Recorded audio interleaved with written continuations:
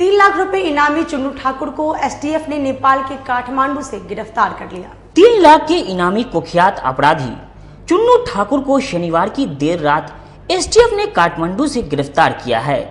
उसके बाद रविवार को चुन्नू ठाकुर के गनीपुर स्थित आवास पर एएसपी टाउन एक भानु प्रताप के नेतृत्व में चल रही कार्रवाई में काजी मोहम्मदपुर थाना, अहियापुर थाना, साइबर थाना सहित भारी संख्या में पहुंची पुलिस बल मौजूद रही। इस दौरान घर के अंदर जाने और बाहर निकलने के सभी रास्तों को पुलिस ने बंद कर दिया। वहीं घर में रह रहे लोगों से पुलिस की टीम ने पूछताछ की। करीब 4 घंटे तक चली कार्रवाई में पुलिस ने चुन्नू ठाकुर से जुड़े दस्तावेज को भी जब्त किया। एएसपी टाउन एक भानु प्रताप ने चुन्नू ठाकुर की पत्नी से घंटों तक पूछताछ की। बता दें कि कुख्यात अपराध कर्मी चुन्नू ठाकुर को 23 साल बाद एसटीएफ की टीम पकड़ने में कामयाब हुई है। चुन्नू ठाकुर उस वक्त सुर्खियों में आया था जब 2019 में शहर के बैरिया बस स्टैंड में वर्चस्व की लड़ाई में स्टैंड के इंचार्ज कुंदन सिंह की सरेआम गोली मारकर हत्या कर दी गई थी। उस हत्याकांड में चुन्नू ठाकुर का नाम सामने आया था, जिसके बाद से ही चुन्नू ठाकुर लगातार फरार चल रहा था। चुन्नू ठाकुर पर मुजफ्फरपुर के कई थानों में लूट, हत्या, रंगदारी और शराब के मामले दर्ज हैं। चुन्नू ठाकुर की गिरफ्तारी के बाद मुजफ्फरपुर पुलिस सक्रिय हो गई है और उसके गिरोह के सदस्यों को भी खंगाल रही है। बिहार एसटीएफ की टीम, बगहा पुलिस की स्पेशल टीम और मुजफ्फरपुर पुलिस की टीम का एक ज्वाइंट ऑपरेशन था जो नेपाल रक्सौल बॉर्डर के पास पे हुआ है और जिले के टॉप 10 और कुख्यात अपराध कर्मी चुन्नू ठाकुर उर्फ राकेश कुमार की गिरफ्तारी की गई है आज सुबह और इनको गिरफ्तार करके यहाँ लाया गया है और इनके पास से काफी सामान बरामद हुए हैं, जिसकी एक लंबी सीजर लिस्ट है जो मैं आप लोगों को दे दूंगा, जिसमें कुछ पैसे हैं, बैग हैं, 5 मोबाइल फोन हैं और कुछ ज्वेलरी आइटम है जो उन्होंने पहना हुआ था। चुन्नू ठाकुर उर्फ राकेश कुमार का एक लंबा आपराधिक इतिहास है। कुल 32 केस इनके ऊपर है और जिसमें से लगभग 4 केस में अभी हम लोगों के पास में वांछित हैं और जो हम लोगों के अन्य सीमावर्ती जिले हैं वहां भी कई केस में वांछित हैं, जिसकी सूचना हम लोग अभी संग्रहित कर रहे हैं। आज दिन भर की लंबी पूछताछ के उपरांत इनके घर पर भी एक डिटेल सर्च किया गया है, जिसमें एएसपी टाउन और डीएसपी साइबर जो महिला पदाधिकारी हैं उनकी टीम थी और इस पूरे सर्च के दौरान उनके घर से भी बहुत सारे एटीएम कार्ड्स हैं, डेबिट कार्ड्स हैं, यूनियन बैंक के पासबुक हैं, चेक बुक्स हैं, काफ़ी ब्लैंक चेक्स हैं, कई लोगों के प्रॉपर्टी के डॉक्यूमेंट्स हैं जो दूसरे लोगों के नाम से, कई सारे बसेस के चालान हैं और कई सारे बसों का हिसाब है, जिससे प्रथम दृष्टया ऐसा लगता है कि वो शायद जो है लेवी या रंगदारी के रूप में पैसा रहा होगा।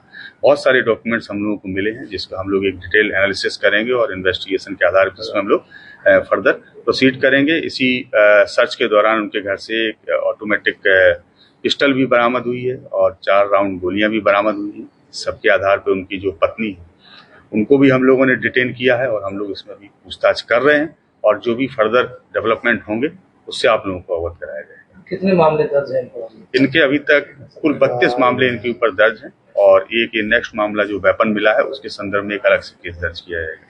इन पर हत्या के केस कई है, कितने हैं? बहुत सारे केस दर्ज हैं। कोई महत्वपूर्ण केस ऐसा है जो?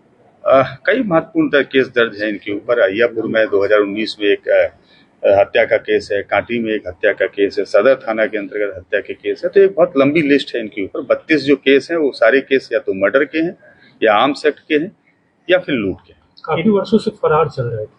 हाँ, ये वर्ष 2015 में 16 जुलाई 2015 को वैशाली के सदर थाने से जेल भेजे गए थे, जिसमें लगभग 1 वर्ष तक जेल में रहे थे। उसके बाद से लगातार फरार थे जब जमात में लौट के आए और उस दौरान इन्होंने 2017 से लेकर और अभी तक काफी घटनाओं को अंजाम दिया है और पिछले कई वर्षों में ये लगातार बिहार में जब से शराबबंदी हुई है तो मद्य निषेध से संबंधित जो कांड है उनकी भी उन कांडों में भी इनकी संलिप्तता कई बार प्रकाश में आती रही है।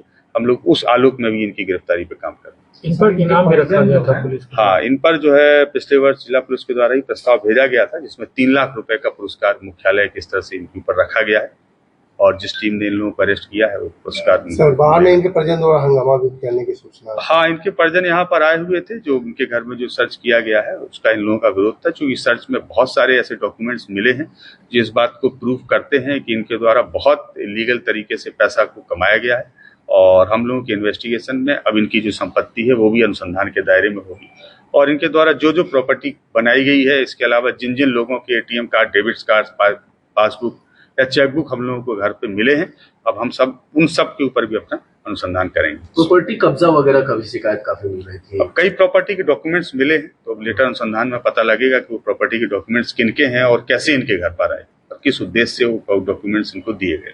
तो यही रखा जाएगा या बाहर भेजा जाएगा जी? नहीं, अभी तो इनको यही माननीय न्यायालय में प्रसारित किया जाएगा और उसके बाद में फिर हम लोग डिसीजन लेंगे। चूंकि ये गोपनीय प्रक्रिया है, इसलिए इसको डिस्क्लोज करना उचित नहीं है।